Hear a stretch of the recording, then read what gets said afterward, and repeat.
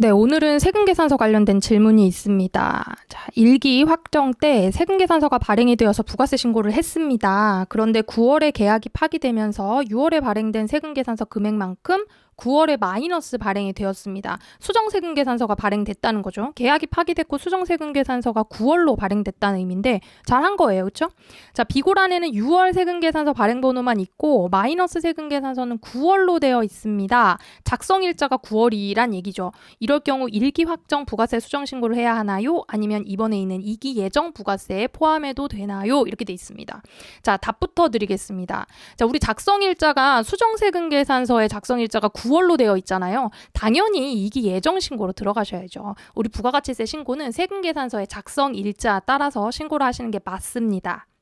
그런데 여기서 이제 좀 수정세금계산서랑 관련된 걸 제가 부연해서 설명을 좀 드리고 싶어요. 자, 우리가 거래처 상담 내용 중에서 굉장히 이제 많은 부분이 세금계산서 관련된 문의가 많거든요. 특히 이제 수정세금계산서 발행을 어떻게 해야 되느냐 하는 이제 질문이 많은데 사실 우리 세무 담당자들은 수정세금계산서 발행에 대해서 좀 구분을 잘 못하고 있습니다. 어려워해요, 상담을. 왜냐하면 실질적으로 저희는 세금계산서 끊는 업무를 하고 있진 않거든. 그렇죠? 우리 각 사무실에서 담당자분들 아니고서는 세금계산서를 직접 끊어보시는 분은 없을 거예요. 그러다 보니까 아무래도 세금계산서 이거 가산세 붙나요? 이거 수정세금계산서 발행해도 되나요? 언제 날짜로, 특히 이거 언제 날짜로 수정세금계산서 끊어야 되나요? 이런 질문을 많이 받습니다.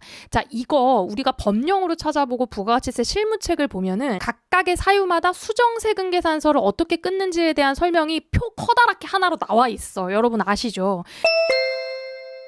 근데 그렇게 보면 우리가 참 실무상 적용하기가 조금 어려워요. 왜냐하면 거기에 딱딱 맞는 사유가 아니야. 대부분이 좀 임의로 변경을 원한다거나 어쨌든 좀 딱딱 맞는 사유가 아니에요. 여러분 잘 알고 계시죠? 그러다 보니까 여러분 우리가 실무 상담을 할 때는 이 두 가지 사항을 기준으로 두고서 수정세금계산서 발급 방법을 설명해 주시면 참 좋을 것 같아요. 일단 제가 기준을 좀 잡아드릴게요. 6월 1일 날 정상적인 당초 세금계산서를 발행을 했습니다. 그런데 확정신고 기한까지 다 지나고 나중에 9월 달에 6월에 발행한 그 세금계산서가 잘못됐어요. 그 세금계산서를 없애주세요 하는 발행을 할 수가 있습니다. 자, 두 번째 경우는 어떤 경우냐면 6월에 세금계산서를 발행을 했는데 9월에 우리 질문 내용처럼 계약이 해지되거나 공급가의 계약 금액이 변동되거나 혹은 물건이 반품되거나 뭐 이런 여러 가지 사유가 발생해서 앞에 있는 숫자가 바뀌었다라는 경우에 수정세금계산서를 끊을 수가 있거든요. 자, 이 두 가지 경우로 나눠서 여러분들이 기억을 하시면 좋은데 첫 번째 경우는요. 당초에 발행한 세금계산서를 없애주셔야 돼요.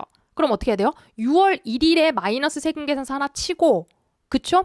그리고 동일한 날짜로 제대로 된 세금계산서 정확한 금액으로 하나를 발행을 해주는 겁니다.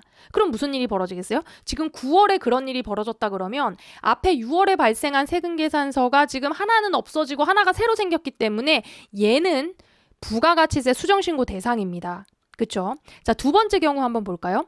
이번에는 6월 1일 세금계산서는 살려놓고 지금 9월 달에 어떠한 사유가 벌어져서 9월 달에 추가로 마이너스를 끊거나 어떤 공급가 변동을 하거나 계약 해지가 돼가지고 뭐 없애거나 이런 일이 벌어졌다는 얘기죠. 그러면은 오늘 날짜로 우리 질문 주신 대로 9월 날짜로 마이너스가 수정세금계산서로 발행이 되는 겁니다. 이럴 때는 어떻게 될까요? 앞에 수정신고, 부가가치세 수정신고 할 필요가 있을까요? 없을까요? 없죠. 이런 경우에는 작성일자 끊겨져 있는 9월이 속하는 과세기간에 부가가치세 예정이든 확정이든 하시면 되는 거예요. 자, 그러면 어떤 경우에 앞에 끄는 세금계산서를 완전히 없애야 할까요? 차거나 차거든 어쨌든 무슨 사유든 잘못 끊었을 때 내가 뭔가 잘못 끊었을 때 그때는 앞에 거를 완전 삭제를 해야 되는 게 맞아요. 공급 시기가 잘못되었거나 공급가액이 잘못되었거나 거래처가 잘못되었거나 완전 잘못 끊은 경우에는 없애는 게 맞죠. 하지만 후발적으로 사후적으로 어떤 사연이 생긴 거야. 물건을 반품해야 돼. 계약이 해지됐어. 공급가가 변동됐어. 이런 식으로 사후적으로 사연이 생긴 건 그 사연이 생긴 날짜를 작성일자로 변동사항을 기재해 주시면 돼요. 보통 공급가액이겠죠. 그렇죠? 그러니까 그런 식으로 기재를 해주시면 수정세금 계산서 발급이 되는 겁니다. 자, 우리 거래처에서는 어떤 전화가 많이 오냐면 우리 상대방 거래처에서 이러 해가지고 수정세금 계산서를 끊어야 될 것 같아요. 보통 이제 대금관계 문제가 많습니다. 뭐 대금 지불을 못한다거나 안 된다거나. 근데 여러분들 세금 계산서의 대원칙 아시죠? 우리 세금 계산서를 발급해야 되는 시기는 공급 시기입니다. 물건이 납품된 때여야 돼요. 재화나 용역, 재화가 인도된 때, 용역이 완료된 때에 세금 계산서를 끊는 게 원칙입니다. 그래서 큰 틀에서는 실질적으로 대금을 지연해서 받기 때문에 수정세금 계산서를 끊는 거는 안 돼요. 그건 안 되는 거예요. 그래서 우리가 안 된다고 명확하게 말씀을 해주셔야 되고, 그 다음에 어떤 사유 때문에 앞에 거를 아예 삭제하고 싶으신 건지, 아니면 앞에는 살려두고 이번에 변동된 사안만 수정세금 계산서로 반영하고 싶은 건지 에 대해서 거래처에게 물어본 후에 우리가 안내를 해주시면 될 것 같습니다.